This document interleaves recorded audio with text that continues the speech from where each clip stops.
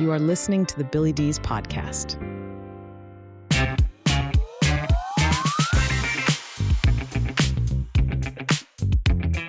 All right. Well, hello, everyone, and welcome to the program. As always, I am absolutely thrilled that you are here. If you've never checked us out before, we are primarily a commentary and an interview podcast. And today we have an interview for you. On the line with me is Cinda Gault. Cinda, welcome to the program. So glad you're here. Thank you very much. I'm delighted to be here. Awesome. Now, Cinda is an author, but there's some things I gotta bounce off of this author because in the process of getting this material together, there's just some questions that have to be asked. So I'll get to that. We're going to talk about the writing and all that good stuff too. She's the author of 3 books: This Godforsaken Place, A Small Compass, and Everything I Hope For are her 3 books. And let me tell you just a little bit about Cinda.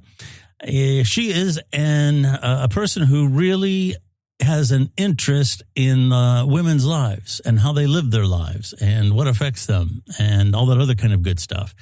Her undergraduate degree in psychology is from the University of Guelph, and that led her to start an agency to help victims of domestic violence. That alone is interesting. We're going to have to talk about that. She followed that up as a stint as a prison guard, and I don't hear that every day.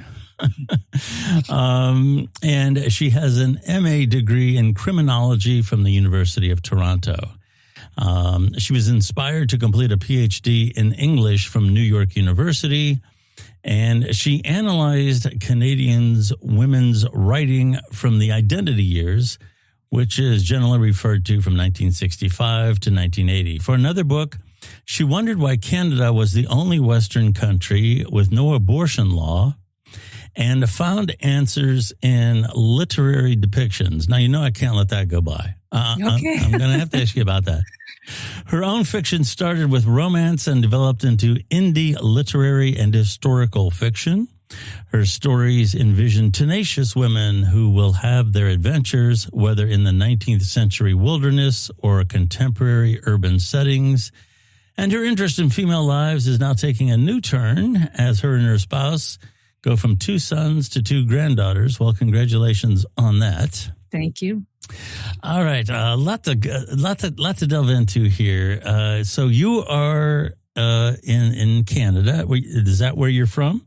Yeah, I'm from Toronto. From Toronto. Yeah. Writing. When did that start to become an interest for you?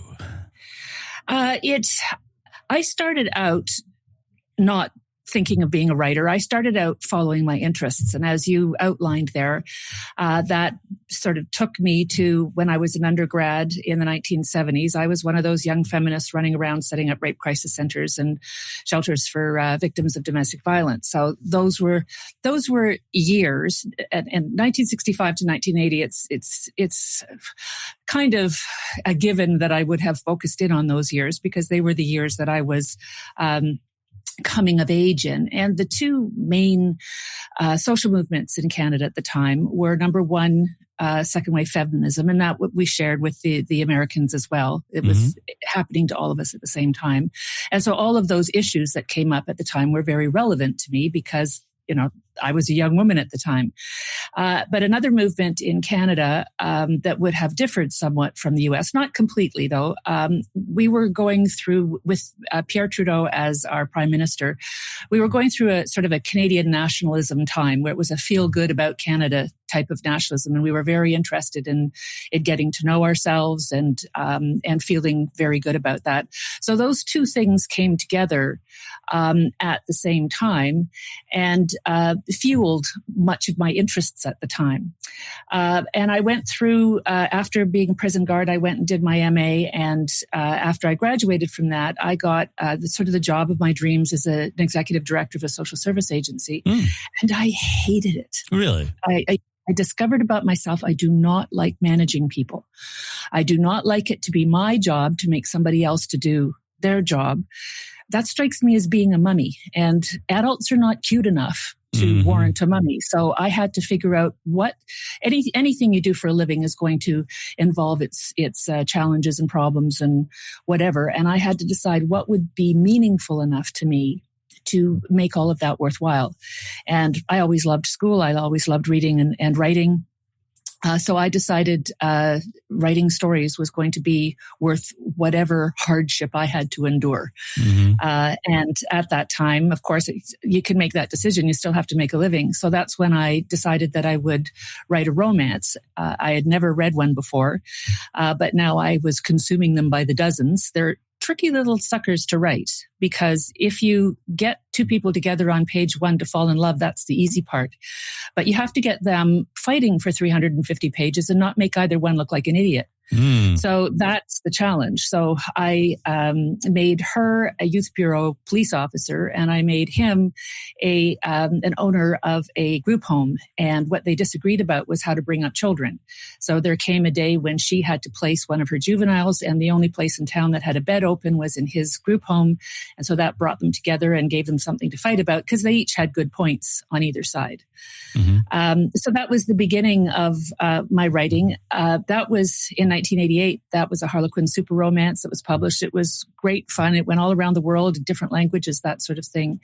And recently, my current publisher wanted to republish it. Because I got my rights back from Harlequin. And so I needed to go through it and revise it for the current day. Very interesting process going back over what you did 37 years ago. Yeah. And back then I wrote the thing on a manual typewriter. I went back over it. I didn't have an electronic copy of it, and I was going to retype the whole thing. And my millennial kids said, "Oh God, Mom, don't do that. You can do an image to text software," so I had to copy in a couple hours. And so I had to go through, I had landlines, I had phone booths, I had tape recorders, all that sort of things. There were no cell phones. There were no computers. So I needed to update the technology, but it was an interesting experience because the romance held, which was kind of reassuring that people fall in love now the way they always have. And so that was the beginning. And after that, I decided I would go back to school in English, because all I knew about was social science up to that time. I had been in psychology and criminology.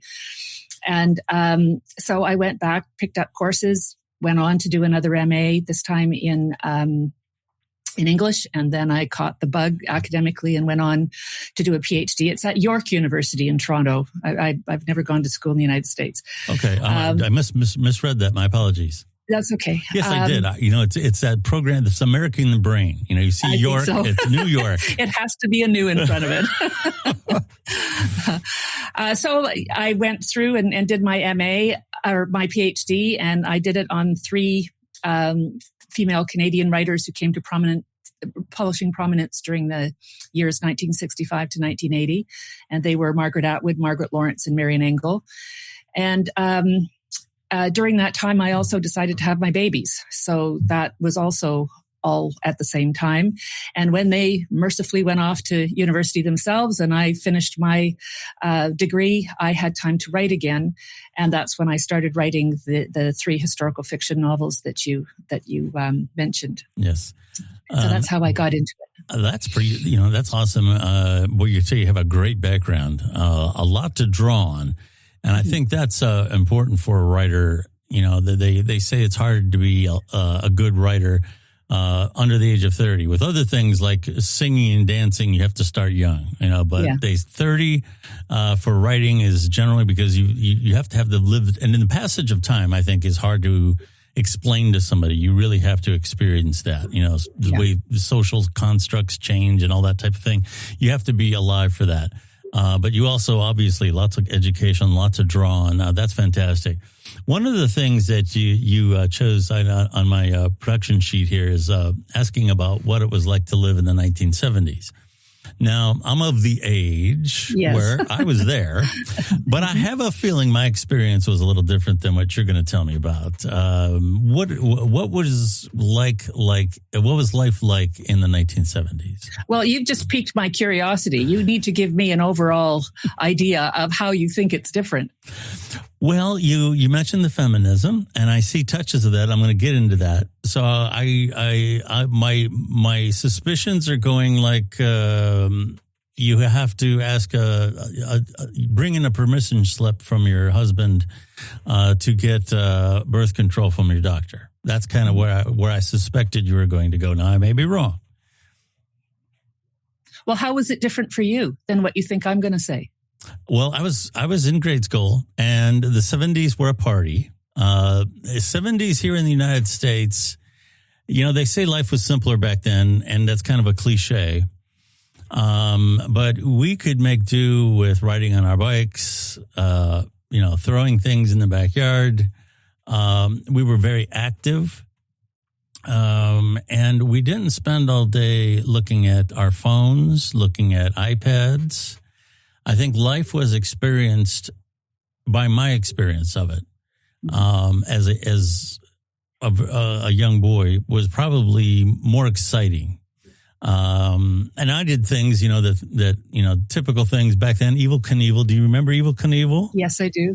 Okay. I set my bike on fire one time and went over a ramp. And that's the type of thing that, there'll be an app for that now. There'll be an Evel Knievel app, and the kids just sit on the living room floor. And now, don't get me wrong, I probably shouldn't have done that. I ended up in the emergency room a couple of times during my childhood, but at least, you were experiencing life. You weren't sitting on the floor, just tapping an iPad and doing the Evel Knievel app. That's what would be today if that was a thing. So anyway, that's my answer. Okay, that's a good answer. That also tells me that you're probably younger than I am, because you were in grade school at that time, and I was an undergrad in university. Yes. So that's obviously is a big difference, and it would have been very different for young men in the States at that time than it would be for young men in Canada, and obviously it was different from you because they were being drafted for the Vietnam War. Absolutely. So we had draft dodgers come up here, and that's how we would have experienced that. There would have been a lot of sort of overlap because of the whole student movement at the time, and the long-haired hippie kind of thing was here as much as it was in the U.S. It's just that the political differences made life more dire for young men in the States than it did for them here. So what I would characterize as the 70s from my point of view. I was a young woman at the time. I was in my early 20s going to university, and it was a heady, exciting time because you had so many things changing for women at the time. You mentioned the pill. Well, it wasn't just getting your husband's permission, because we didn't have husbands. We were in our early 20s. But the pill just became like a mass-produced thing that everybody could get a hold of. And it was the sexual revolution. So there was, what you would have had as constraints in earlier generations was not the case. You had women being able to go into jobs that they had never been allowed to go in. Like I couldn't have been a prison guard in a men's prison before. So now I could do something like that. You had women going back to school, going on to post-secondary education in droves. Everything has flipped since then. It was more men going to university then. It's more women now. And so everything seemed to be possible as a young woman. You could do anything that you wanted. And my mother's generation was the 50s housewife generation that started the whole second wave movement, the Betty Friedan feminine mystique thing. So they were kind of a resentful generation in some ways because they didn't want to be restricted to being housewives. They wanted to do other things as well. So the idea of their daughters being able to go on and do whatever they wanted was something that my generation fought for and benefited from in that way. Yes. And they say the sexual revolution happened between the sheets, which was quite true in the sense that you would be involved in these debates about sexuality, about reproduction, about all of those things with whoever you were going out with at the time. It was very real. Those issues were very real. So that was the 70s to me. And of course, the music in my book, each chapter is the title of a different song from the 70s. That was very important to people back then as well. The 60s and 70s, the music was experienced as very relevant and dynamic because you had a whole new genre of music that was being invented, rock and roll, and there was an energy and an excitement to that. Yeah, I would personally really strongly agree with you on that. Even though I was very young at the time, most of my career has been involved with, professional audio, things like that. Right. And even during the 70s, there was, if you remember the word hi-fi, mm-hmm. and I'll tell you how this has changed. This might be a perspective that you haven't heard, but it's in line with what you just said. In the 1970s and somewhat into the 80s, there was a sense of community around music. For example, Pink Floyd or one of those kind of groups come out with a major album. It was often an event to go over to somebody's house on Friday night. They had their hi-fi at the time all set up with the speakers and, food and beverage and other things, I'm sure, during the 1970s, the smoke and so on. And they listened to the music. And then they also discussed it, especially with some of the stuff that, like you were talking about, with tied into social change and so on and so forth. You don't have that now. First of all, the music itself is very synthetic, and everybody has a set of buds in their ears in their own little world. And that sense of community with what the music industry was at the time, I think, is gone in a lot of ways. Mm-hmm. So that's my perspective on that. I think there's so many things that are gone from that era that are hurting us now. Yeah. And it's interesting, when my kids were sort of 10, 12-ish, so they were born in the late 80s. So this would have been the late 90s. One year as Christmas stocking stuffers, we put in Abbey Road, a CD of Abbey mm-hmm. Road, and in the other we put a Led Zeppelin CD in. Yeah. They couldn't believe it. Mm-hmm. They were bowled over it. So this is not, you had to live through the 70s mm-hmm. to be able to appreciate the music. They could feel the excitement of it and the originality of it. And then, of course, they discovered Janis Joplin, and I could just hear my son's breathing as he listened to it. He couldn't imagine this based on the music that they knew about. It's, since then, music has had to become, by definition, derivative, because that was an invention of a whole new genre of music. Yeah. So everything coming after the invention is now, based on, it has to be derivative. It's not as if there hasn't been good music, but I get what you're saying, and it's true. Yeah. But there, other generations can feel it when they hear it. Yes. I just wish it wasn't reflecting on history. I wish it was still an active part of our society. Okay. Speaking about, your progressive leanings, I have to ask, because this really intrigued me.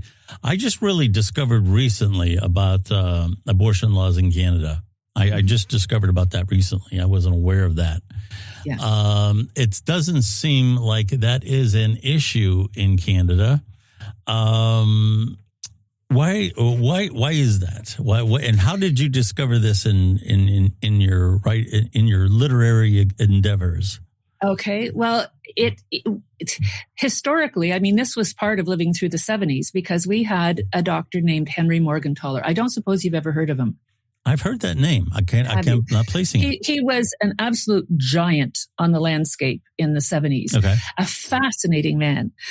He was in Auschwitz during the Second World War. Okay, and when he was liberated, he eventually wound up in Montreal in Canada. And he had been through such a horrendous experience that he wanted to do something with his life that felt important. And what he dedicated himself to was giving women, he was also a medical doctor, giving women the chance to be autonomous about their own bodies. And this was very resonant with Canada at the time, because Pierre Trudeau wanted to bring the Constitution home from England and wanted to give Canada its own charter of rights and its own constitution to make its own choices and its own decisions about how it would govern itself, how it would govern its own body politic. So you had a lot of the same language was being used for the country as it was for women. When you said, I want to be autonomous, Canadians understood that because they wanted to be autonomous too. So there was a lot of sympathy for women at the time. We went through a different history as far as getting women's rights at the time. It was much more of a middle class women convincing their professional and political husbands to change laws than fighting in the streets so much. I mean, we had protests and everything, but Henry Morgentaler challenged the nation and eventually brought the nation to its knees over this. And it was very much him who did it. He openly did abortions so that the nation would have to confront him over it. And at the time, you had abortion laws changing in the 60s. In 1968, Pierre Trudeau changed the law so that there were what we called therapeutic abortion committees, so that you had to have 3 doctors in a hospital agree that an abortion was necessary. Well, before that, it had been up to an individual doctor, and the defense was necessity. And it was the individual doctor who decided on whether or not an abortion was necessary for a woman's not only physical health, but mental health as well. So that had been his defense up until the law was changed. And now you had to have an abortion committee. It wasn't up to an individual doctor anymore. So that landed him in jail for a while because the Quebec government did something completely illegal and threw him into jail. And that was corrected afterwards, so it couldn't happen again. But he went through many court cases and no jury would convict him. He argued defense, necessity as his defense. And even when that wasn't technically the law anymore, the jury still wouldn't convict him.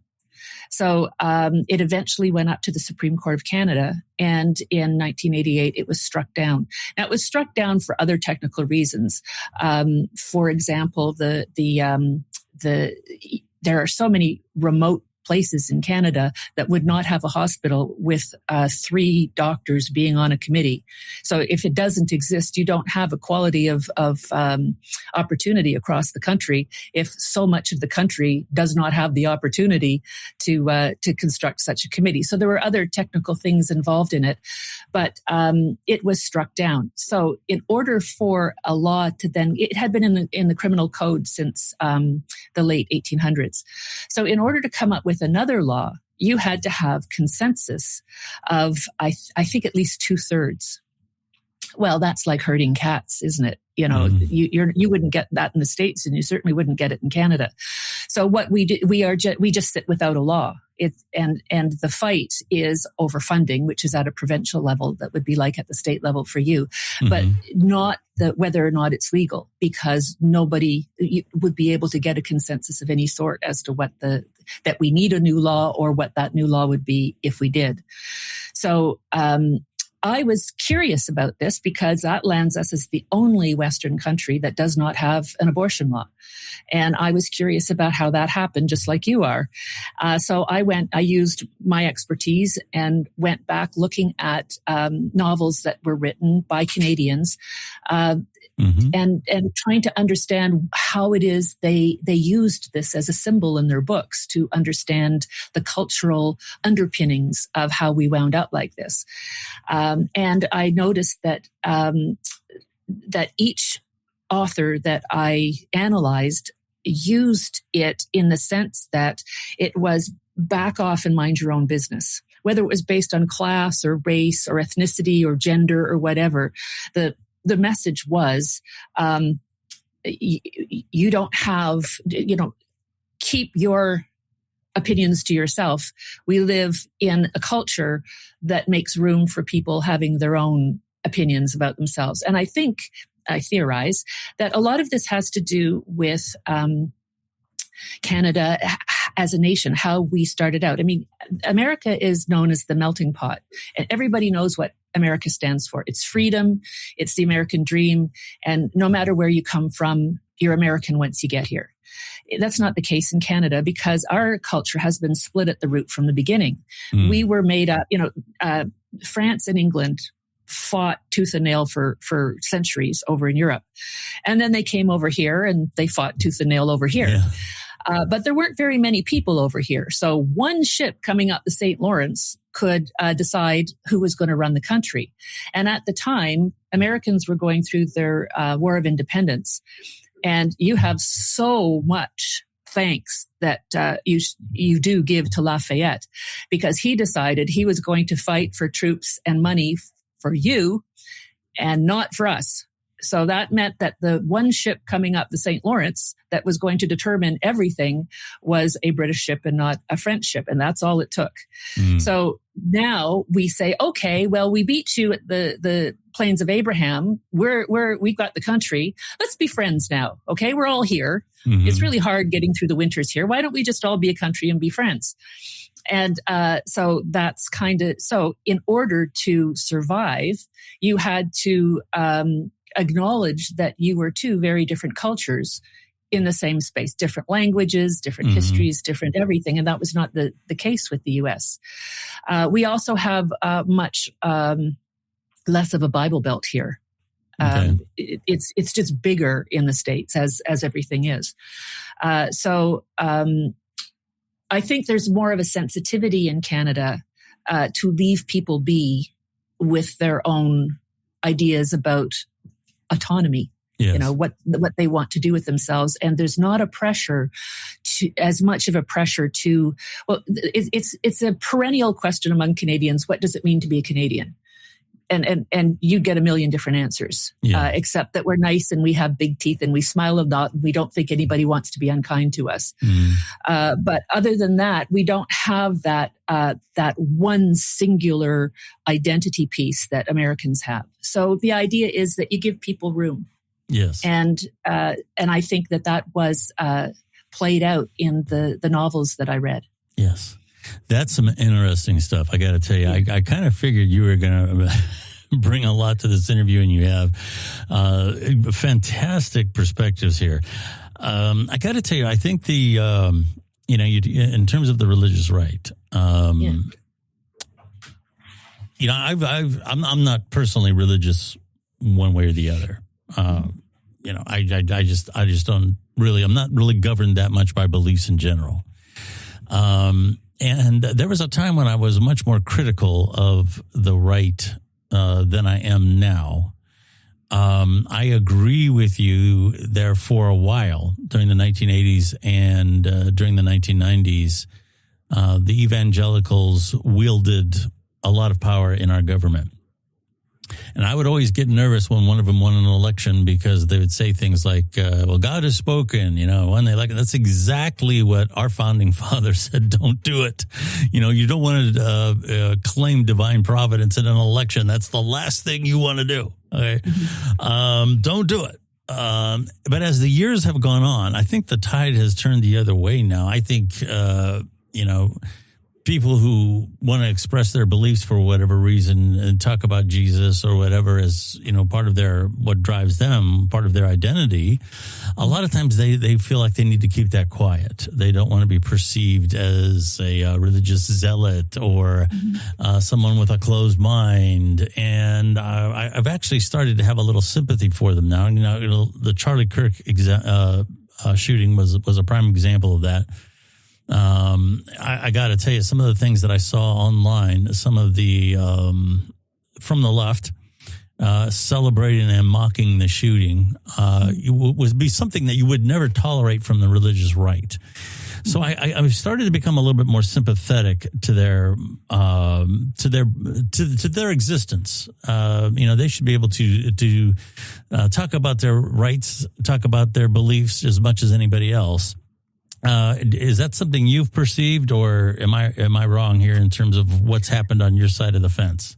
No, I agree with you. And I think part and parcel what has happened, and I have experienced this personally, going to school going to university in the 1970s, and then I went back to school as what we call a reentry student. And I went back to school when my kids were going to school. We were all going through it at the same time. So I had the experience of going through the whole thing all over again, years after what when you're in school, you think that what you learn in school, that's kind of what the world is all about. Yeah. And then I go back and the whole thing has changed. And what happened in the 1970s is that the educated intelligentsia class turned hard left. Mm-hmm. And, I was a liberal back then, and the Liberal Party left me in the sense that it went off the rails. And what a lot of that was, when I came back years later and went through school again, is it had just gotten more rabid. And part of what you had, most of your reading, I mean, I was in the humanities, so much of your theoretical reading was Marxist. Mm-hmm. And so that has taken, like, when I realize I'm part of this, in that when in the 70s, the women's movement was all about identity. I wrote my thesis on female and Canadian identity in the years 1965 to 1980 without anticipating that running right off the rails the way it did. So I think we flogged the identity horse to death. Yeah. In my opinion, it did useful things at the time. I mean, there were things that had to be challenged. The rape laws needed to be changed. Women needed to be able to get their own loans at the bank. Sure. There were all kinds of things that needed to be changed. And I found men very open to wanting to make things fair at the time. Yes. But identity has been taken to the point that it is like meaningless now. And I think that it's a bit hypocritical for women to have the power that they have now and still be talking as though it's the 1950s. Yes. So there's a responsibility that comes with power. And I think that what has happened is equality has kind of shifted into the idea of equity. Yes. And without anybody really noticing, I guess, our attitude in the second wave was get out of my way. I don't need you to protect me. I don't need you to do anything for me. Just don't tell me I can't do this and I can't do this and I can't do this. Mm-hmm. Now it seems as if there's a sense that society owes protection. Even if you take risks, you still must be protected. You can't do that. Yeah. You can't have the freedom over your autonomy. If someone else, it almost seems Victorian to me that you need a chaperone or something. Well, that's not being responsible for yourself, and it's not being free. Yes. So there have been some, theoretical bogs that I think have happened since then. There will always be, abuse of power. Sure. There will always be bad people doing bad things. And what we were expecting from our society at the time was that society needs to do whatever it can do to be even-handed. Mm-hmm. And I'm pretty impressed at how far it came to do that. Bad things are still going to happen, though. Yes. And men are going to be stronger than women physically. And testosterone can make you really stupid from time to time. And I say this because I have two sons, and they would completely agree with me. But when you think of it, it's a very small percentage of men who do the bad things. Yes. Most men are great. That's, I'll close this part of the subject out. I think so much of what you said about acknowledging progress in the American leftist movement right now, which in the last couple of years has gone, left out the window. Okay. Somebody like one of our most popular presidents, Kennedy, who was considered a progressive at the time, he in no way, shape, or form would qualify as a liberal today. Yeah. And they won't. That's one thing I've noticed. They won't acknowledge any progress. Men are pigs. This is the worst country in the world. And they won't acknowledge that anything has gotten any better since 1945.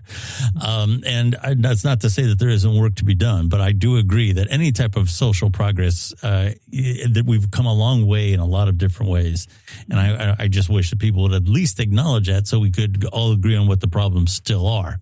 Yeah. And, the feminist movement at the time when I was involved in it, the whole idea was that you wanted to work yourself out of a job.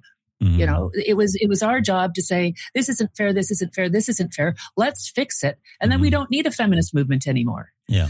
And I think sometimes we forget that the goal is to see each other as individuals. Yes. That to see each other's people. And I really found that having two boys, it really gives you a respect for the power of personality. If I had had a girl and a boy, I would have been presuming all kinds of differences based on sex. And instead, they were like night and day in many ways because they were two different people. Sure. And I think that we miss out a lot on the richness of the human being by trying to shove people into categories and have expectations about them that way. Yes. And everybody's got some kind of badge now. I don't care. It's your religion, it's your race, it's your sexuality. Everybody's got a badge and everybody belongs to a club. And I don't know that's serving us well. I got to ask you about this too. I'm pretty good with post-Civil War in terms of history up till now. Especially here in the United States, what happened post-Civil War up to now. And I know who Annie Oakley is. Okay. But you make a comparison here that Annie Oakley was the Wayne Gretzky of her times. Yeah. Now, I know who Wayne Gretzky is. I probably don't know as much about him as you do. But what Canadian boy. Yeah. What's the comparison there?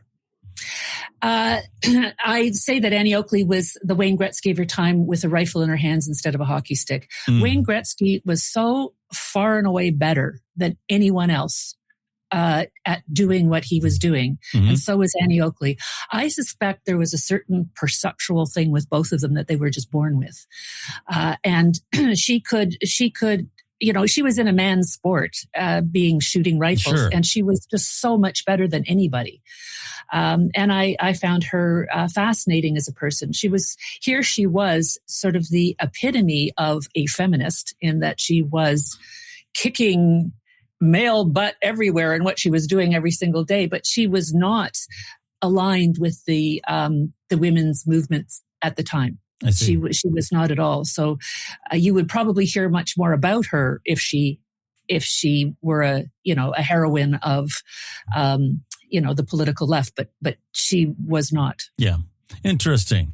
That's an interesting comparison there.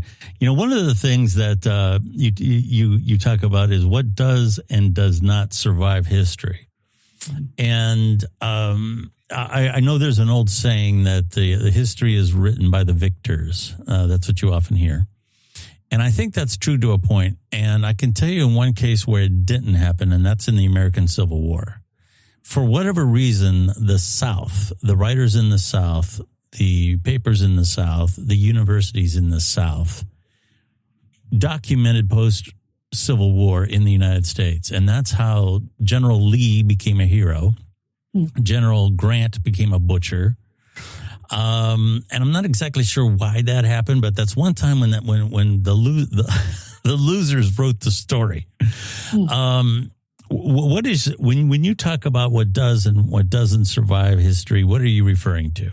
Well, I was referring to it in more individual story terms. Kind of what we know about ancestors.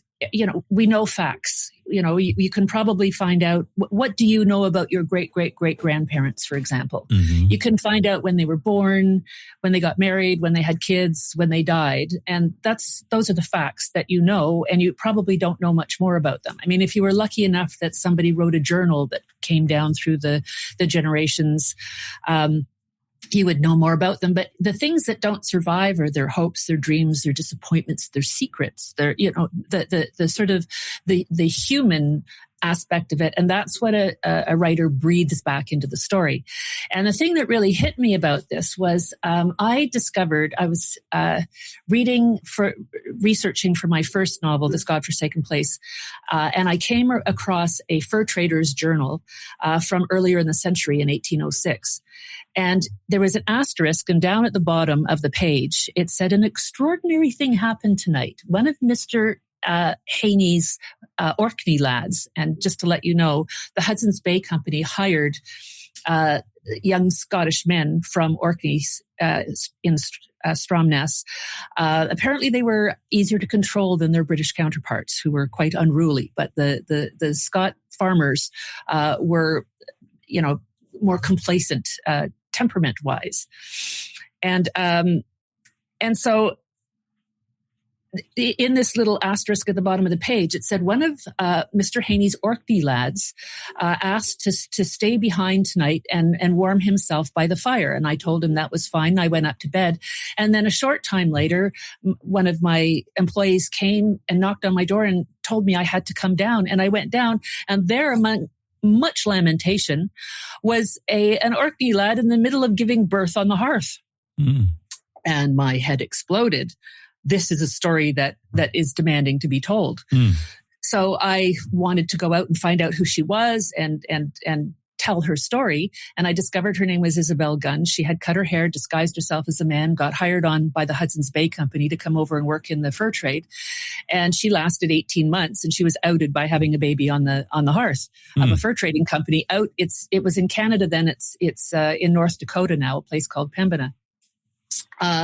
So I went out. I wanted to write that story, and I discovered very soon after that some other writer had beaten me to the punch and wrote the story already. So I read the story, and I was flabbergasted by how differently I saw that story compared to how the other writer did. So we're working with the same facts. We're working with the same things that came down through history. But what we would breathe back into the story would be completely different as far as who she was, what she sounded like, what her motivations were, who the people around her were, how she accomplished the things that she accomplished. And that's what doesn't survive history. And that's what you make up and put back. And I had lots of, the research I had was very rich. The Hudson's Bay Company has an entire building for their archives in Winnipeg. And I had the captain's manifest for the voyage over. I knew everything that the employees did on that ship on the way over every day. I knew what the weather was. I knew, whether they were tarring the deck or whether they were making the nets or whatever they were doing. And then when they got here, Hudson's Bay fur trading post is called a factory, and the guy who ran it was called a factor. And part of his job was to write down every day what all the employees were doing. So he was writing down what John Fubister was doing every day, and I knew that was Isabel Gunn. So I had lots of facts, but the things that don't survive history, I still had to make up. So that's what I meant by that. So when I'm telling her story, and then I found out about another woman who was in the same place, the same time, another non-Indigenous woman who went out, completely different story. And they, in reality, they were at the same place, same time, and had their babies a week apart from each other. You can't make this stuff up. And there was no record of them ever having met. So that became my story. Interesting. I'll ask you one more question about your writing. You touched on a little bit, but you seem to have an affinity, I would say an affection for writing historical stories. Is it just because you appreciate those time periods?